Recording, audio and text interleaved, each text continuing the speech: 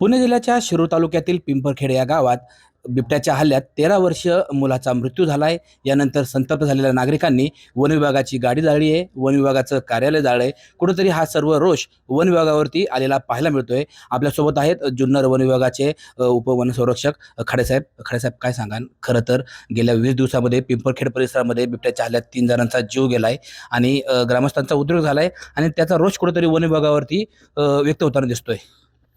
अ, जो रोष जो सध्या आपल्याला दिसतोय तो स्वाभाविक आहे.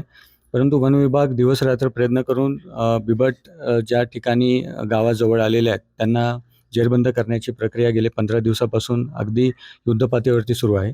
गेल्या 15 दिवसामध्ये आपण 9 बिबट त्या ठिकाणी रेस्क्यू केलेले आहेत आणि जो आत्ताचा जो नरभक्षक किंवा जो आत्ताचा जो बिबट आहे, की जो या सदर घटनेला कारणीभूत आहे, तर त्याला पकडण्यासाठी आपल्याला माननीय प्रधान मुख्य वनसंरक्षक वन्यजीव यांच्याकडनं परमिशन मिळालेली आहे.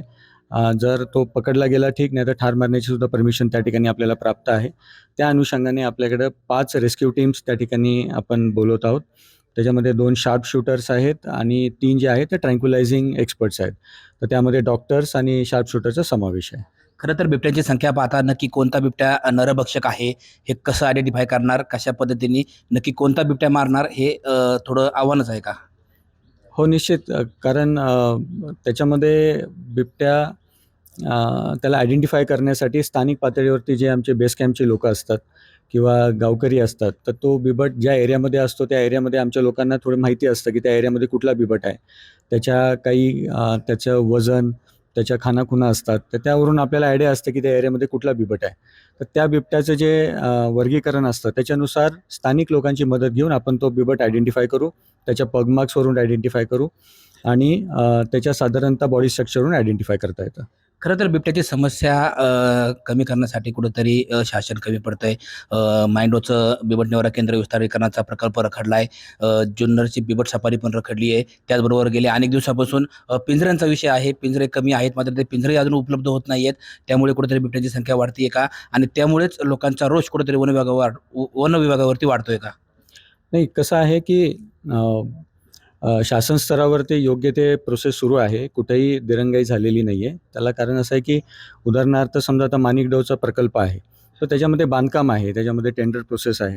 तर याच्यामध्ये कुठेही न थांबता तत्काळ टेंडर प्रोसेस करून आपण प्रक्रियासुद्धा सुरू केलेली आहे. पण बांधकामाचा जो प्रोसेस असतो, त्याला जो कालावधी असतो, तो साधारणतः 5 ते 6 महिन्याचा, 8 महिन्याचा असतो. तर तो कालावधी आता तेवढा तर लागणार आणि ती कालावधी पूर्ण झाल्यानंतर आपल्याला फुल फेच एक माणिकडो निवारा केंद्र आपल्याला मिळणार आहे.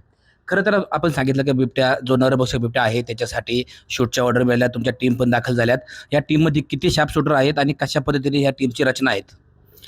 यामध्ये 2 टीम्स आहेत शार्प शूटरच्या. त्यांच्या अधीनस्थ त्यांची टीम असते आणि 3 जे आहेत ते आपले माणिकडोमधले काही डॉक्टर्स आहेत त्याच्यामध्ये, काही मॅनेजर्स आहेत की ज्यांना ते वाईल्डलाईफमध्ये एक्सपर्ट आहेत.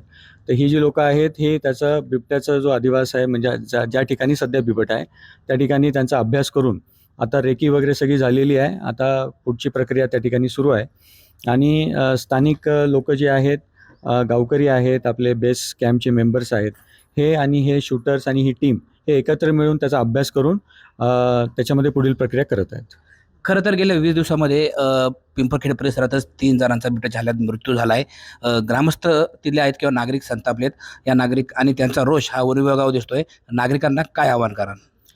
अ, याच्यामध्ये प्रामुख्याने सेल्फ प्रोटेक्शनसाठी लहान मुलं आणि म्हातारी माणसं जी आहेत, यांना थोडंसं जोपर्यंत हा विषय आपला थोडा मार्गी लागत नाही किंवा हा विषय थोडासा त्याचं जे गांभीर्य आहे ते कमी होत नाही, तोपर्यंत आपण दक्षता घेणं आवश्यक आहे. बिबट साधारणतः सकाळी 9च्या अगोदर आणि संध्याकाळी 4 ते नंतर तेव्हा तो ॲक्टिव्ह असतो. तर त्या ॲक्टिव्ह जो त्याचा जो कालावधी आहे, त्या कालावधीमध्ये आपण थोडीशी जास्त दक्षता बाळगली गेली पाहिजे. नंतर जे टॉयलेट्स आणि लहान मुलांना एकटं बाहेर सोडलं नाही पाहिजे आणि जे टॉयलेट्स आहे ते घरच्या टॉयलेटचा वापर केला पाहिजे. धन्यवाद। खरं तर पिंपरखेड परिसरातील जो नरभक्षक बिबट्या आहे त्यासाठी शूट करण्यासाठी या ठिकाणी वन विभागाने टीम नियुक्त केली आहे। त्याचबरोबर बिबट समस्या आहे, बिबट्यांचे हल्ले रोखण्यासाठी नागरिकांनी दक्षता घेणं हाच त्यावरील एकमेव उपाय असल्याचं या ठिकाणी जुन्नर वन विभागाचे उपवनसंरक्षक खाडेसाहेब यांनी मत व्यक्त केलं आहे। सचिन तोडकर, न्यूज 18 लोकमत, मंचर, पुणे।